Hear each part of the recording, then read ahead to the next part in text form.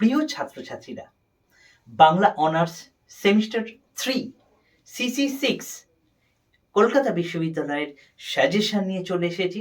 CC6 তোমাদের কাছে একটু গোলমাল লাগে ঠিকই, কিন্তু যে প্রশ্নগুলো আমি বলে দিচ্ছি সেই প্রশ্ন অনুযায়ী যদি তোমরা প্রিপেয়ার হয়ে যাও তাহলে একটা সুন্দর নাম্বার পাবে। সমস্ত প্রশ্ন তোমাদের হাতের মুঠোয় চলে আসবে। দেরি না করে চলো জেনে নিই কোন কোন প্রশ্নগুলো মডিউল অনুযায়ী আমরা পড়ে যাব।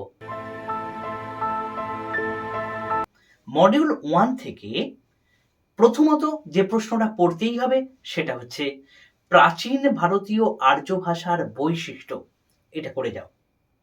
এরপর বৈদিক ভাষা এবং ক্লাসিক্যাল সংস্কৃত ভাষার যে ভাষাতাত্ত্বিক পার্থক্য আলোচনা করো, এই প্রশ্নটা করে যেতে হবে।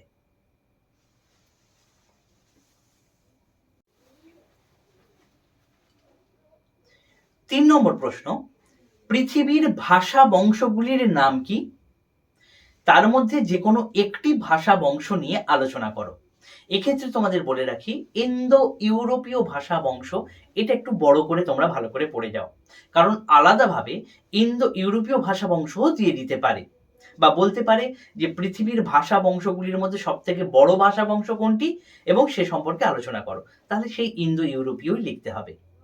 এরপর পড়ে যাও, ভারতকে 4 ভাষা বংশের দেশ বলা হয় কেন? 4 ভাষা বংশের দেশ ইন্দো ইউরোপীয়, দ্রাবিড়, অস্ট্রিক, ভোটচিন, এই বিষয়ে তোমাদেরকে আলোচনা করতে হবে। এই 4টে বড় প্রশ্ন থেকে করে গেলে তোমরা এখান থেকে অবশ্যই কমন পেয়ে যাবে। এরপর আসি মডিউল 1 থেকে 5 মানের প্রশ্ন কোনগুলো করে যাবে। এইটা বলাটা একটু চাপ, একটু ডিফিকাল্ট, তবুও আমি এই প্রশ্নগুলোর উপর একটু জোর দিতে বলছি। প্রাচীন ভারতীয় আর্য ভাষার ছন্দরীতির বৈশিষ্ট্য, এটা করে যাও। মধ্য ভারতীয় আর্য ভাষার ছন্দরীতির বৈশিষ্ট্য, বাক্য গঠন রীতির বৈশিষ্ট্য, এই দুটো একটুখানি ভালো করে দেখে যেতে হবে। এছাড়া বৈদিক সংস্কৃত ভাষার বৈশিষ্ট্য, এই কটা প্রশ্ন একটু 5 নম্বরে দেখে যাও। এরপর আসি মডিউল 2। মডিউল 2 থেকে যে প্রশ্নগুলো বলছি, দুটো কি 3টে প্রশ্ন, এই দুটো 3টে প্রশ্ন অবশ্যই করে যাও।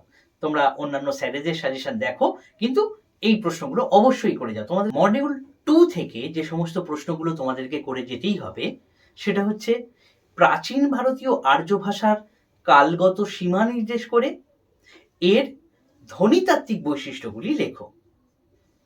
এটা গেল প্রথম প্রশ্ন। দ্বিতীয় প্রশ্ন এখান থেকে করে যাও, আদিমধ্য বাংলা ভাষার বা প্রেক্ষিত শ্রীকৃষ্ণ কীর্তনের রূপতাত্ত্বিক বৈশিষ্ট্য। এছাড়া আদিমধ্য বাংলা ভাষার ভাষাতাত্ত্বিক বৈশিষ্ট্যটা কিন্তু একটু দেখে যেও। এই 3টে প্রশ্ন বড় প্রশ্ন হিসেবে করে গেলে তোমাদের কোনো সমস্যা থাকবে না। এখান থেকে মডিউল 2 থেকে 5 মানের যে প্রশ্নগুলো করে যাবে, প্রাচীন ভারতীয় আর্য ভাষার কালগত বৈশিষ্ট্য বা এখানকার এই সময়কার ছন্দ রীতির বৈশিষ্ট্য কিন্তু খুব গুরুত্বপূর্ণ, এটা দেখে যেও। প্রাচীন ভারতীয় আর্য ভাষার ছন্দ বৈশিষ্ট্য, আদিমধ্য বাংলা ভাষার কালের ব্যবহার, অর্থাৎ ক্রিয়ার কালের যে ব্যবহার সেটা আলোচনা করো। প্রাচীন বাংলা ভাষার শব্দদ্বৈতের ব্যবহার কিংবা সংখ্যাবাচক শব্দের যে ব্যবহারগুলি রয়েছে সেই সম্পর্কে আলোচনা করো। এই প্রশ্নগুলো দেখে যাও। এরপর আসবো মডিউল 3। এখান থেকে অন্তমধ্য বাংলা ভাষার ধ্বনিতাত্ত্বিক বৈশিষ্ট্য, প্রেক্ষিত, অন্নদামঙ্গল, এটা আসতে পারে, আসার চান্স তো অত্যন্ত বেশি। এছাড়া আধুনিক বাংলা ভাষার ধ্বনিতাত্ত্বিক এবং রূপতাত্ত্বিক দুটো বৈশিষ্ট্যই ভালো করে করে যাও। 5 করে করে যাও এবং বেশিরভাগটা ধ্বনিতাত্ত্বিকটার উপর একটু বেশি করে জোর দিয়ে যাও।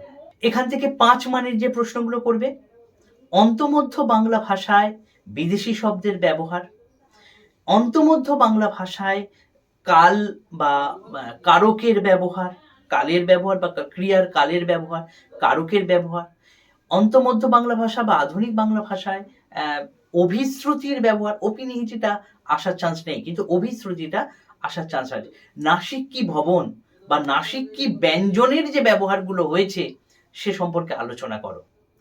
কারকের ব্যবহার, অন্তমধ্য বাংলা ভাষায় কারক, কারকের ব্যবহার কি, পরিব্রাজক গ্রন্থে বাক্য গঠন রীতি, এইটা যে ভাষার ব্যবহারগুলো করা হয়েছিল বা স্বামী বিবেকানন্দ যে ভাষার ব্যবহার করেছিলেন সে সম্পর্কে আলোচনা করো। এবং খুব গুরুত্বপূর্ণ, আদিমধ্য সরি দুঃখিত, অন্তমধ্য বাংলা ভাষায় বিদেশি শব্দের যে ব্যবহারগুলো হয় সেই প্রশ্নগুলো কিন্তু অবশ্যই দেখে যাবে।